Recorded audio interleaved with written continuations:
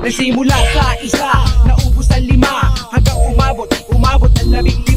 Pagdating ng 20, hindi na makatayo.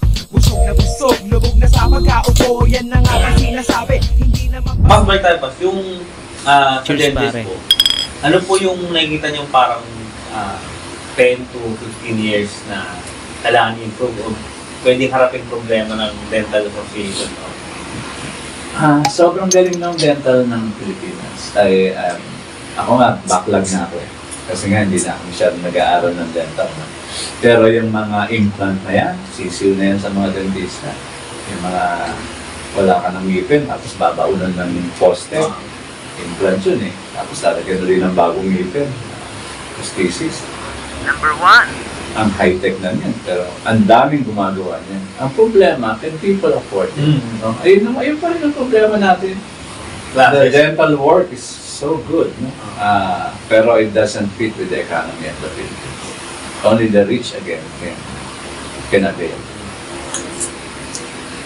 Ano yung may kasing problema, yung problema ng ngipin na may hirap, saka problema ng mayaman sa mayaman. Pwede sa ngipin, iba din yung mga problema nila. Hindi po kaya more on yun sa pag-educate din o sobrang gasgas na yun. Hindi, malaking bagay yung dental education.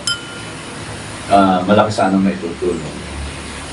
Kaya lang, anong nangyayari nga kasi parang ipinapasok lang, kunyari, elementary school, public elementary school, pinapasok lang na mayroong pagtuturo ng pagtuturo. Parang kunyan eh.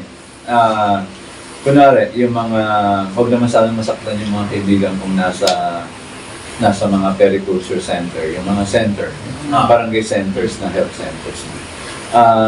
Marami kasi nagko-complain na hindi maganda yung treatment ng mga nandiyan dyan sa mga center. Hindi ko nila lahat. Marami akong kakilala na nasa nagtatrabaho sa center.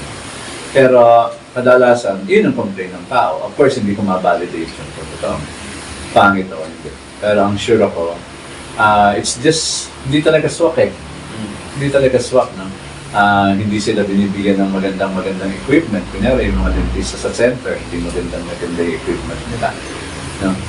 If they can only have the good equipments. Meron akong mga kilala sa probinsya. Pinsan ako sa Bicol na maganda ng clinic. Pero yung mga dito sa Manila na kakilala ko, alam ko mga center dyan. Kawawa yung mga mahihirap eh. Hindi masyadong natutulungan. Alam ko yun. Sabi niyo nga po kanina, culture siya, tapos yung autonomy. So, narinig ko lang na kahit anong saksak natin o pag-orient sa mga tao na nasa laylayan na between pambili ng bigas o pambili ng toothpaste na 3 times a day ko dapat mo ginagawa. Hindi, bumili tayo ng bigas sa katoyo.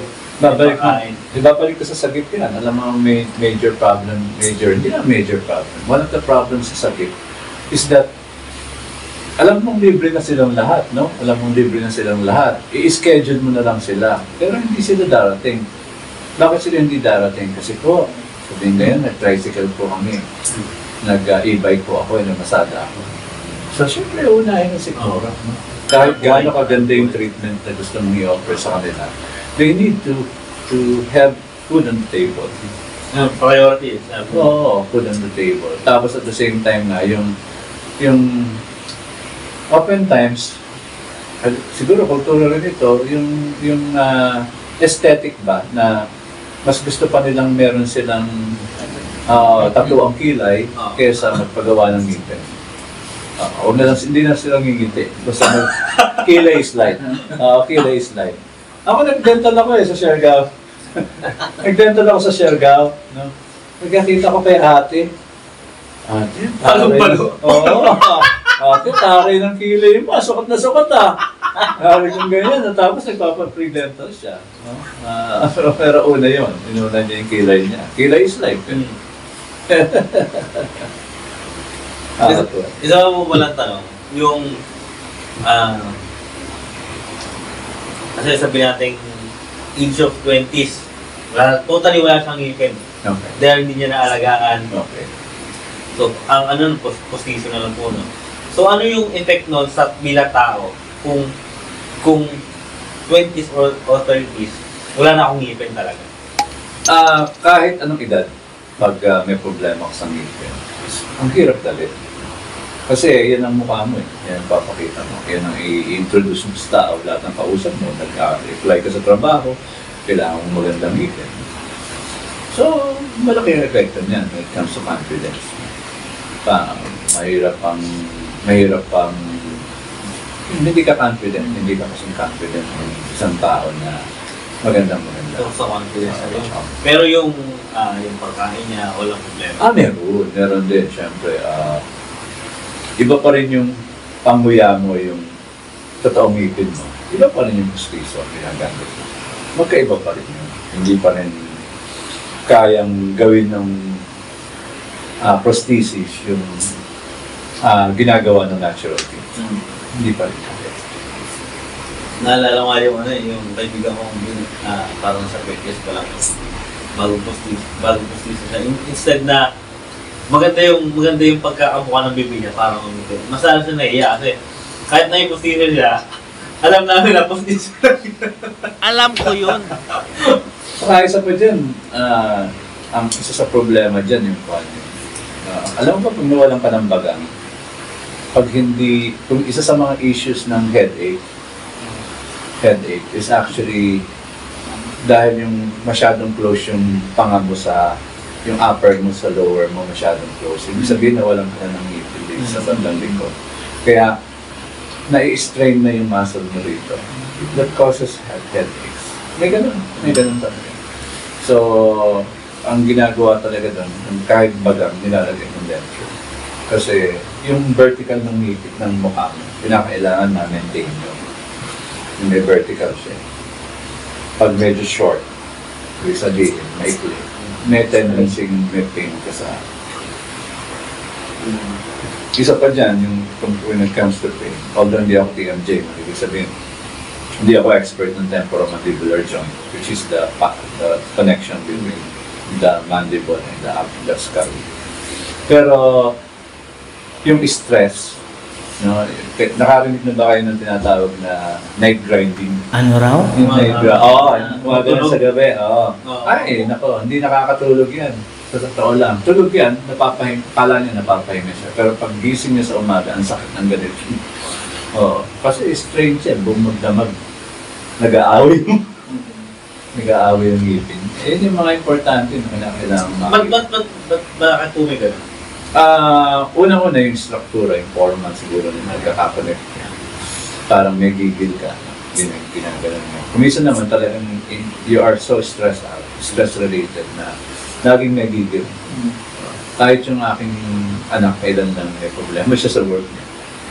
Sumasakit pa ako sa gabi.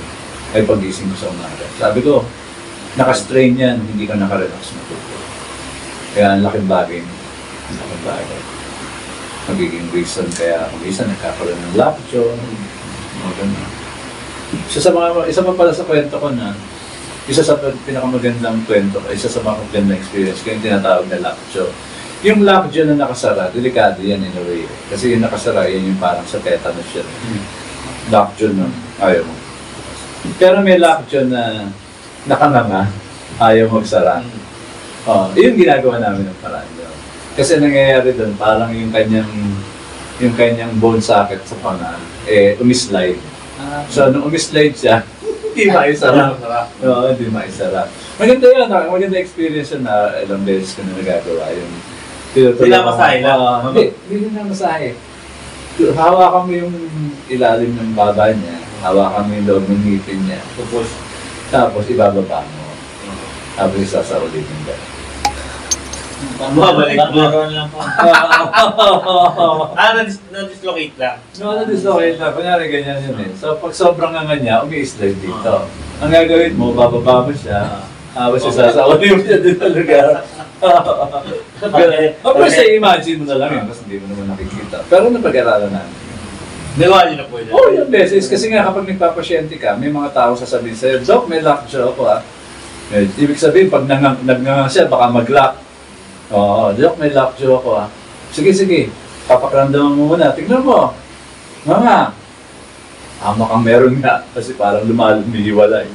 So sa pagtitreat mo sa kanya, nakakalimutan niyang huwag siyang masyadong ngumanga, nabila. Sabi na, Dok! Ako na yun sa'yo ganyan. O, relax ka lang kasi the more the pressure, the more na ma-pressure siya, the more nasasakit. O, kasi hindi niya naman masasauli yun eh. Hindi niya kayang sauli yun, naka-off eh. So, paano yun nalaman may laki niyo siya? Eh kasi nakanga nga eh. Nakanga na ayaw, hindi maisar eh. At sabi niya, yeah!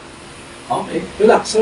The more na-relax ka, the more the better. Kasi yung muscle dito, kailangan malambot. Saka mo isasol. Pero po yung lock nyo na nakasara na. Iba yun eh. Usually, isa sa mga symptom ng tetanus, gano'n. Oo, yung lockjaw na gano'n. Yung lockjaw na nakanganga, hindi tetanus yun. Na-dislocate. Oo, dislocate. Nawala sa... Ano po yun? Once na naka-experience na yung tao ng lockdown, ano siya, para mataas na yung chance na mahuli. Oo, may slide. Kasi slide ulit eh. Ibig sabihin, meron siya. Nawala yung parang nudge, yung parang may group siya doon na dapat hindi lumalagpas doon eh. So, lumalagpas doon. Paglagpas doon, lock. Hindi na po siya papalitan po. I think sa surgery, meron silang dinadagdag na for it to be stable na. Or perhaps you can wear appliances na tinatawag silang dental appliance na sinusuot mo. Para pag natutulog ka, merong mga appliance kasi iba-iba yan eh. Pag nag-night grinding ka, may sinusuot ka. Kapag nag-snore ka, may sinusuot ka rin. Kapag nagla-lockjaw ka, may sinusuot ka rin.